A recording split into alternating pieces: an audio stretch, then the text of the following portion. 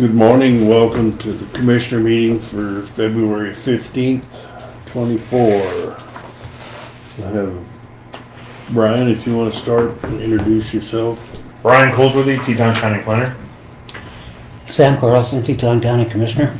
Dick Snellman, Commissioner. Joe Dellwo, Commissioner. Clifton Greeley, Citizen. Melody Martinson, Choteau County. And welcome to everyone. Minutes from the last meeting on February 1st. I would move to approve those. Second. It's been moved and seconded. All in favor? Aye. Aye. Mel, we have a road, well, there was no road encroachments. We had passed a resolution for the power streets, and after rereading it, we had one word wrong. Instead of, it had the right description, it just said, should have read the west side of Rainbow Avenue, and it said the east side. So it's resolution 2024-11, and it replaces the resolution 2024-09, and it's the Perino property. I would move to approve that resolution. Second. It's been moved and seconded to change the resolution. All in favor? Aye. Aye. Planning board. It's been advertised 2 weeks. So Brian, would you? Yep. So we've had no additional recommendations for anybody for the planning board, and the planning board approved Andrea Groin. Okay. I would move that we approve Andrea. And second it. It's been moved and seconded to appoint Andrea Grine, and is this a 3-year? Yep. 3-year term, so. All in favor? Aye. Aye. Aye.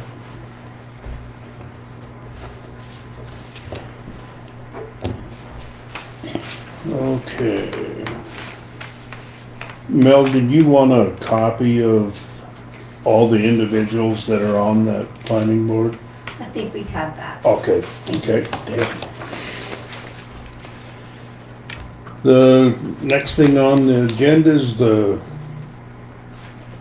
road CBA. We finally got it back from the union, and everything has checked out as far as the requests and denials on it. What's your?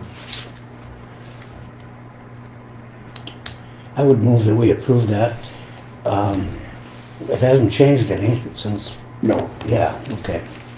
I would move to approve. I'll second it. It's been moved and seconded to pass the collective bargaining for the road. All in favor? Aye.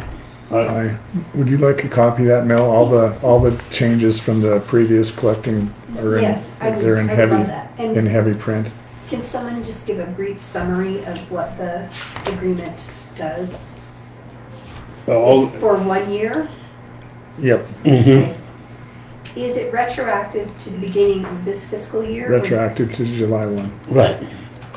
One of the main changes was that before we had the 3-tier system where they started the first 90 days, they would be at 80% of the base rate, and we've changed that to just the first 90 days. They're at 80%, and then after the first 90 days, they go to 100%. Did we clear up the question mark on retroactivity for the 10-year and 5-year longevity bumps? Yes, they dropped those Those are requests. dropped. Yeah. Okay. Yeah. So now they still get a longevity bump, The 10 cents for every year 10 cents for every on year. their anniversary of their employment. And the actual wage increase is what, $2.60? $1.62, just like every other employee. $1.62. And we paid the insurance, which was 38 cents an hour. Yeah. Okay, yeah, if you guys can get me a copy of that, that'd be super. Yeah, Okay. 'cause all the changes are in heavy print. Okay, Could I also get a copy of that as well? Yep. Then we have a task order immunization for the health department. And that is task order 24-07-4-31-146-0.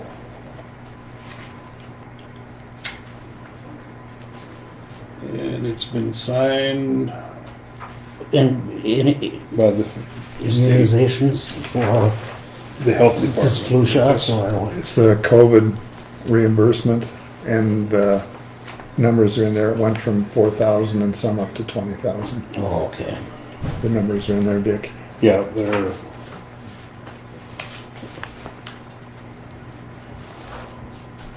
from 4358 to 28,356.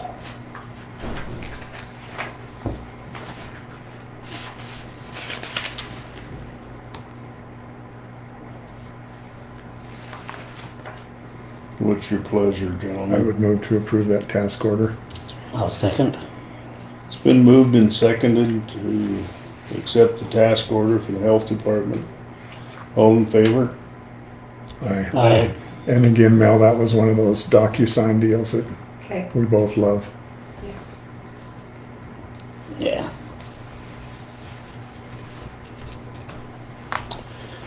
Okay, anything for commissioner reports?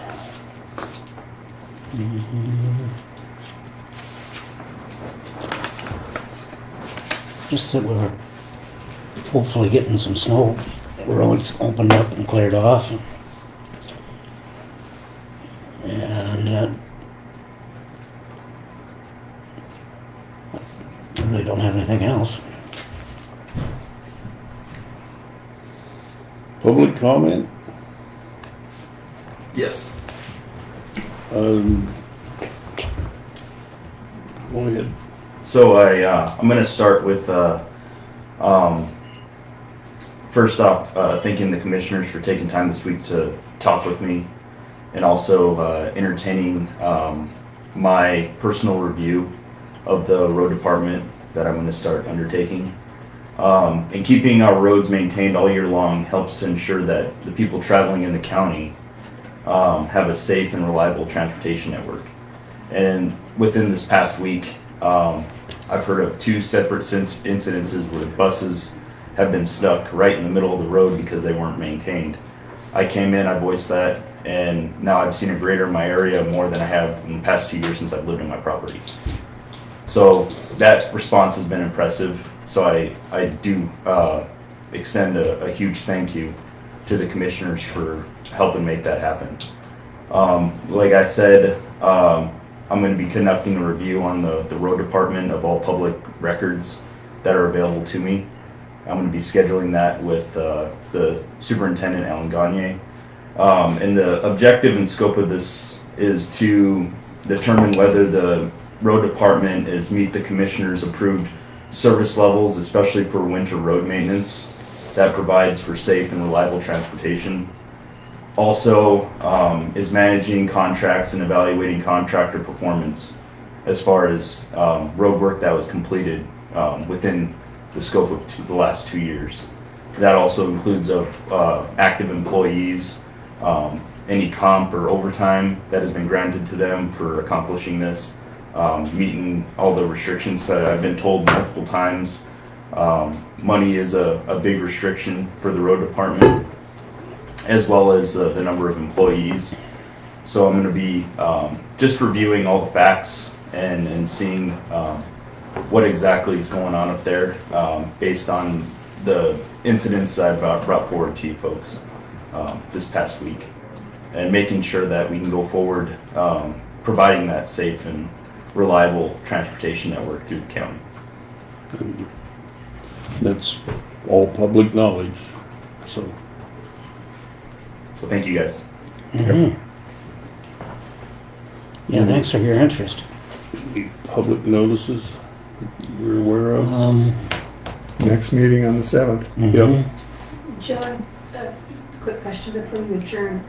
It's my understanding, my recollection, and as you know, my memory is imperfect. And we haven't had much of a winter up until February.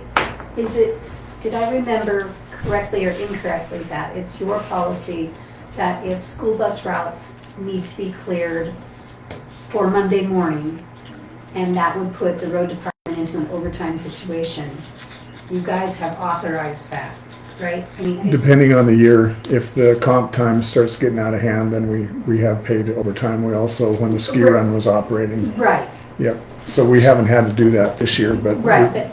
we will if it gets to be. But whether it's comp time or authorized overtime, They that's a can go. stated policy of the Yeah. county, is that getting those school bus routes. School balls are first. School bus routes are first, and then the paved roads are second, and then the everything. roads with people living on them are third. Okay. I thought that was what I remembered, but. And it's, I can get you a copy of the policy. It starts when, I think it's gotta be 3 inches of snow before we're required by policy to plow, but Okay, that can change too, because we have a thing called wind in Yes. Teton County. And Right. sometimes when you have 2 inches of snow, the drifts can still be bad, so it's, significant, right, but the Right. 3 inches of snow is the trigger. on the Pandora, which isn't your responsibility, it's Yeah. the state's, but when Right. Pandora's highway got choked in, the fire department couldn't get out, that was Yeah. a drifting, it wasn't that Yeah. there was that much snow. Yeah, you can it was have less than the 3 inches of snow It and was still just have that it bad had- roads. drifted in. Yeah. The state highway department didn't prioritize that Yeah, road, last winter. even though it's how the fire department would respond to a Yeah. fire in its coverage area on the east side of town. Yep. So I can add, as part of my review, I have found that currently in fiscal year '24, you're sitting at 425 hours of comp time that is on the books, which equates to right now with the current road department employee numbers, about 38 hours average.